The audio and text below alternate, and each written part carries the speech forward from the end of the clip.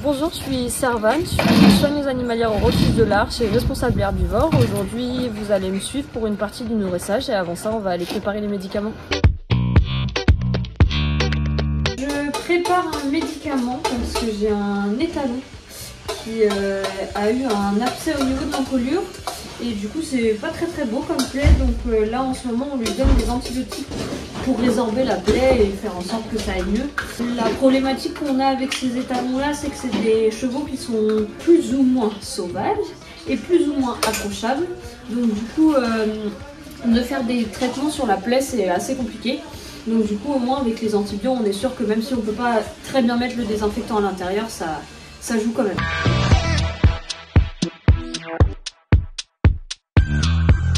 Je mélange ça avec de la compote. Jusqu'à maintenant, il prenait ça dans de la brioche, donc ça se passait bien. Sauf qu'il commence à faire la tête à la brioche. Comme j'ai plus assez de compote, on va essayer de mettre de la grenadine pour rendre le truc bien sucré et bien appétant. Donner des médicaments à des chevaux qui veulent pas en prendre, c'est une bataille continuelle de changer de truc pour que ça soit plus appétant et qu'ils préfèrent ça. Enfin, c'est compliqué. On se bat un peu avec eux, mais bon.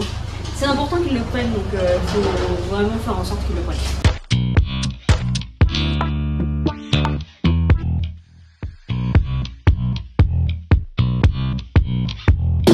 Je vais chercher une pomme. Donc maintenant, on camoufle notre mixture dans un truc qu'ils aiment bien. C'est-à-dire de la pomme, de la carotte. Donc on étale ça là-dessus. En essayant de faire en sorte que ça ne dépasse pas trop.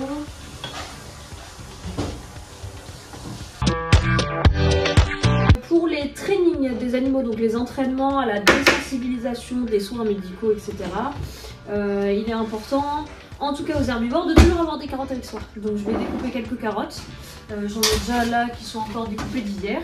Et puis ça nous permettra, si jamais on a besoin de faire bouger un animal ou de s'approcher pour voir une plaie par exemple, la carotte ça fonctionne toujours bien.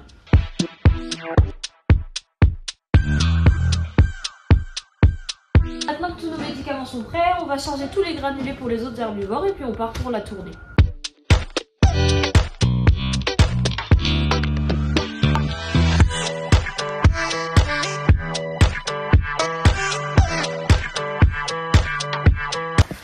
Donc voilà, c'est la buffle. Donc ici j'en ai 11. J'ai vérifié qu'il y a bien du jus dans la clôture électrique. Je vérifie qu'il y a de l'eau dans l'abreuvoir. Comme ils ont accès qu'à un seul côté du râtelier, je leur pousse le fond pour qu'ils y aient accès dans la journée.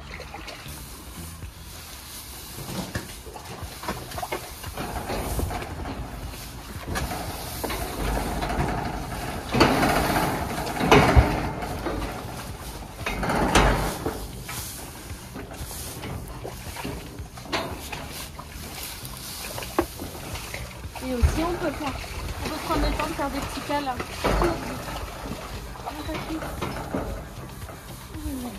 De les compter, ça permet aussi inconsciemment de les regarder un par un, de voir leur état en fait. C'est-à-dire que si je les comptais pas, je verrais une masse de buffles là. Alors que si je les compte, là, ça me permet de voir les deux yeux, de voir s'ils ont maigri ou pas, s'il y en a un qui bat, enfin ça peut être tout plein de choses.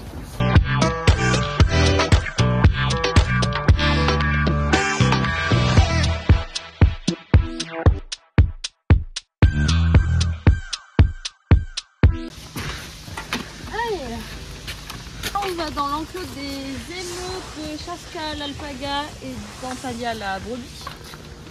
Tu viens mamie? Allez mamie, oui. Du coup je l'accompagne jusqu'à sa gamelle puisqu'elle est aveugle. Donc elle m'entend et elle me suit jusqu'à ce qu'elle arrive à sa gamelle. Et je vérifie bien qu'elle arrive à la trouver même si elle la connaît bien.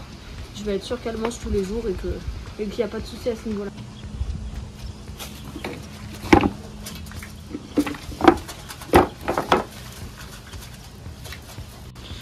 Donc je viens de voir qu'elle a une texture d'oreille qui n'est pas la même que d'habitude. Ça peut être dû à beaucoup de choses. Donc là ce que je fais, moi je la prends en photo avec mon téléphone. Et on a un groupe en fait avec tous les soigneurs, la chef soigneuse et la vétérinaire. Et puis ça peut être bénin, mais c'est le genre d'information que moi je note sur le vetbook. et qu'on envoie aussi en photo pour voir le suivi, si ça évolue, si ça évolue pas, si ça reste pareil. Et voilà.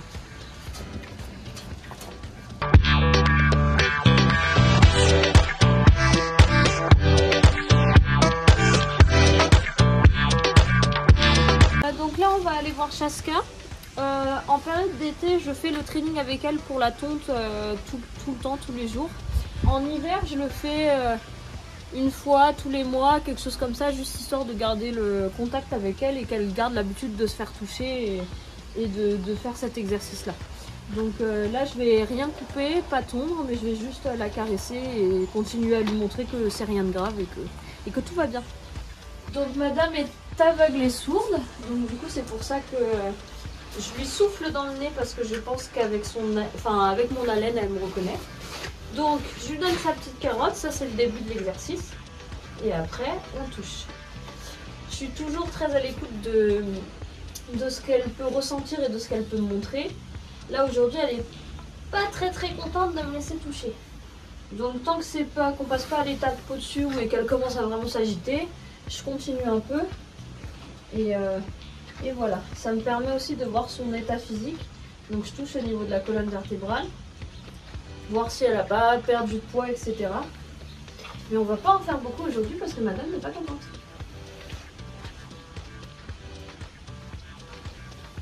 Je regarde toujours les yeux parce que comme elle a les yeux abîmés et qu'elle est très vieille, ça arrive qu'elle ait les yeux qui pleurent, etc.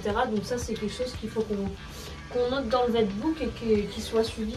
Si elle a les yeux qui pleurent pendant plusieurs jours, on va peut-être mettre en place des traitements, etc. Une fois qu'elle s'est laissée toucher, et comme je disais, aujourd'hui elle n'est pas très réceptive, donc on va pas trop l'embêter. Elle a sa ration. Oh, bah dis donc. On a sa ration et sa gamelle directement sous le nez. Petit déjeuner au lit. Puis après elle va manger tranquillement sa ration. À demain. Hop.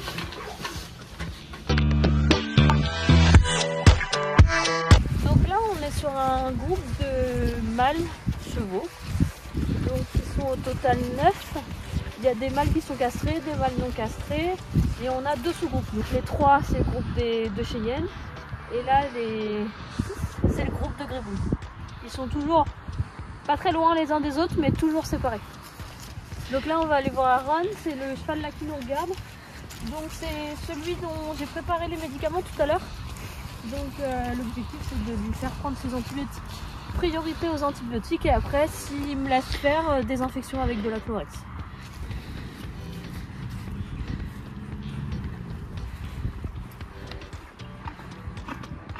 Ah non, fais pas ça. Non, non, non, non, non, non. Non, non, non.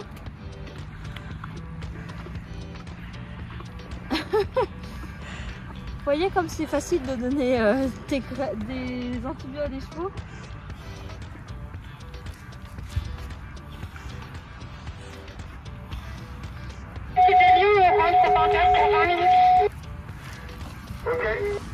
Tu le manges? Tu le manges? Ah. Bon là on a la moitié qui a été pris. C'est une bonne chose.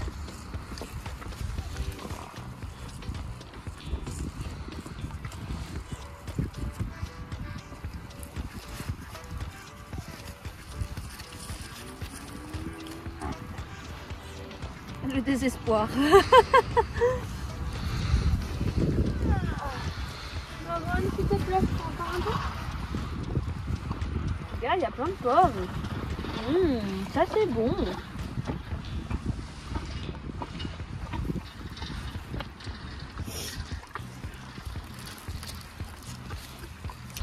C'est Aaron qui est du coup d'un groupe, vient de se faire embêter légèrement par Cheyenne qui est de l'autre groupe. Il y a une véritable hiérarchie en fait chez les chevaux et donc du coup bah là Cheyenne il s'est approché en mode bah moi aussi je veux de la pomme parce qu'il n'a pas encore compris qu'il y a de l'antibio dedans. Aaron lui laisse sa place en fait puisque Cheyenne est dominant par rapport à lui.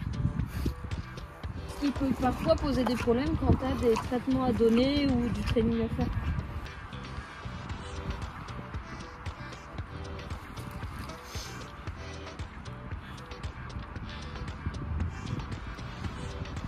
là, on va pouvoir noter sur le vetbook qu'il a mangé 75% de ses antibiotiques.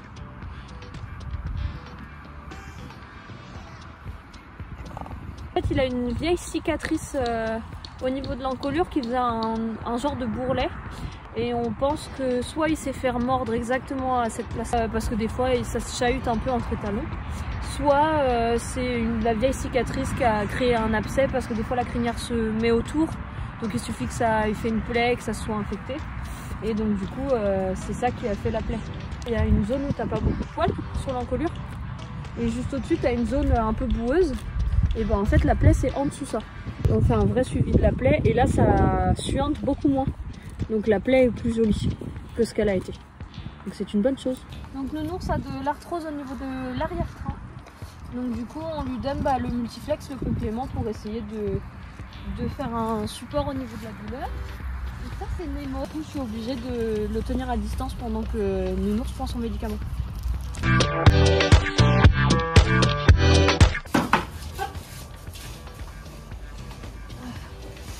Allez Snow, qu'est-ce qui se passe? Non, j'ai pas de... Qu'est-ce qui se passe? S'il se lève pas, c'est un souci. Ah, voilà. Non, t'es pas bloqué. Qu'est-ce que t'as, Snow? Est-ce que tu manges si je te donne à manger?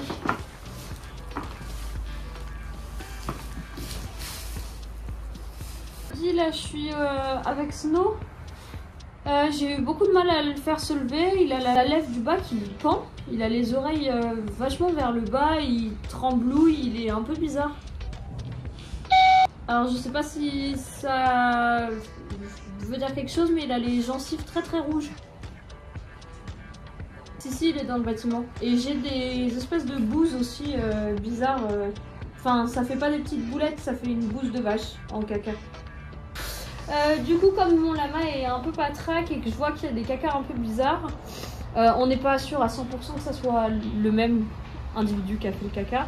Mais du coup, on va faire une copro, donc c'est-à-dire qu'on va prendre du caca et notre vétérinaire va regarder tout ce qu'il y a à l'intérieur pour être sûr qu'il n'y ait pas de bactéries ou de vers ou de choses un peu qui sont pas censées être là, quoi.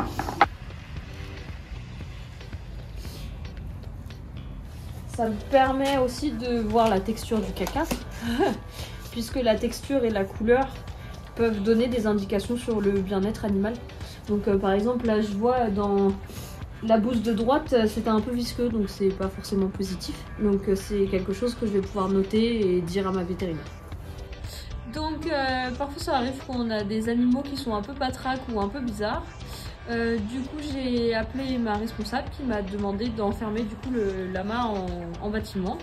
Donc c'est ce qu'on va faire et on va l'observer pour la nuit et demain matin et on verra si ça va mieux après être enfermé au chaud pour la nuit. Donc là toujours pareil, un groupe de lamas et on vérifie que tout le monde va bien, on compte que tout le monde est là. 2, 3, 4, 5, 6, 7.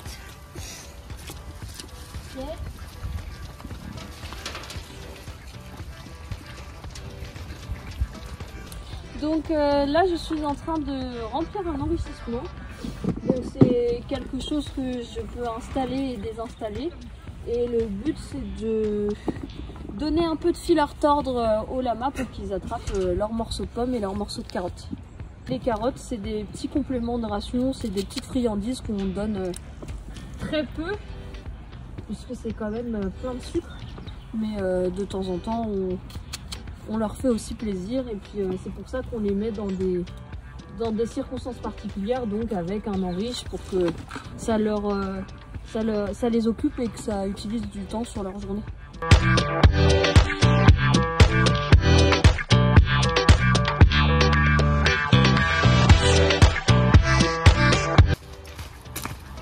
Maintenant on va nourrir les cochons.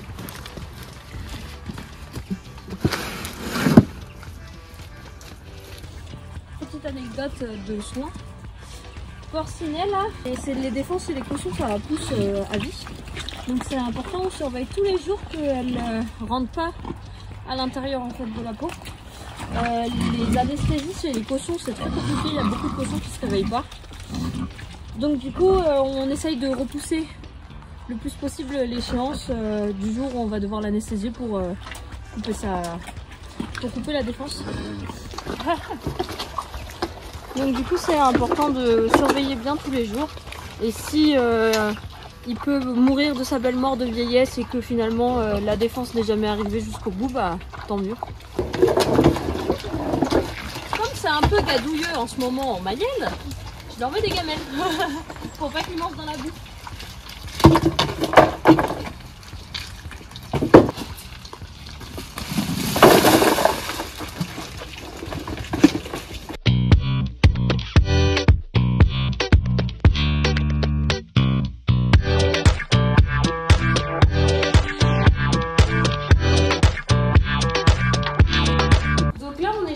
Deux autruches,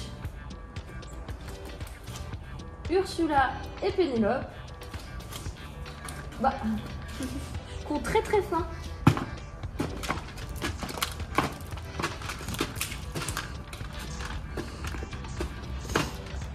Une autruche ça peut être assez territorial, mais les nôtres viennent d'un élevage et donc du coup elles sont très cool. Il va falloir me laisser passer les coups par contre. Hop hop hop hop hop.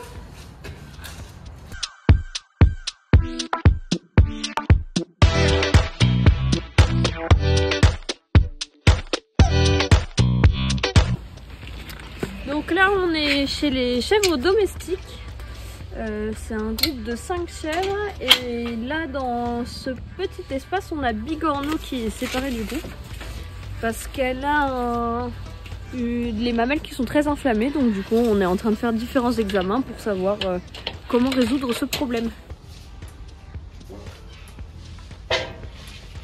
Et une fois que je me suis occupée de Bigorneau, je vais m'occuper des autres. On y va les filles ?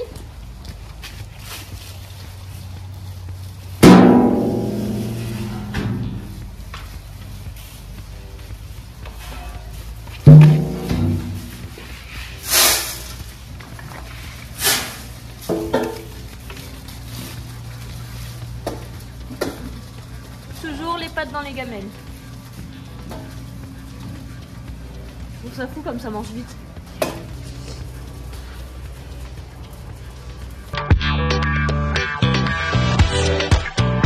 Nous voilà dans l'enclos des moutons avec notre dernière arrivée Thibaut qui s'est très bien fait à son nouveau groupe et sa nouvelle petite famille.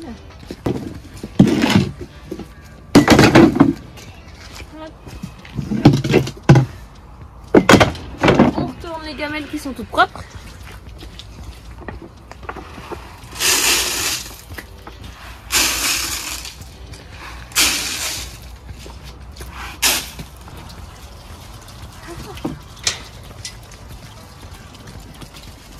Ils sont beaucoup moins drôles qu'ils l'étaient.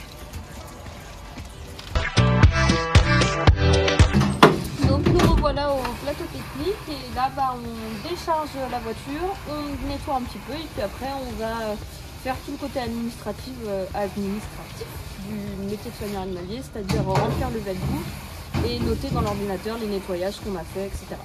Voici le vetbook, donc sur chaque secteur par jour on écrit les petits soucis qu'on a eu, etc. Donc là je vais pouvoir cocher que j'ai bien donné les antibiotiques d'Aaron en disant qu'il a pris que 75%. Ça clôture une journée classique dans la vie d'un soigneur animalier herbivore au refuge de l'Arche. Ça a été une journée intense avec beaucoup de rebondissements, de travaux, etc. Mais c'est toujours un peu comme ça chez nous et comme on travaille avec du vivant, les journées se ressemblent jamais.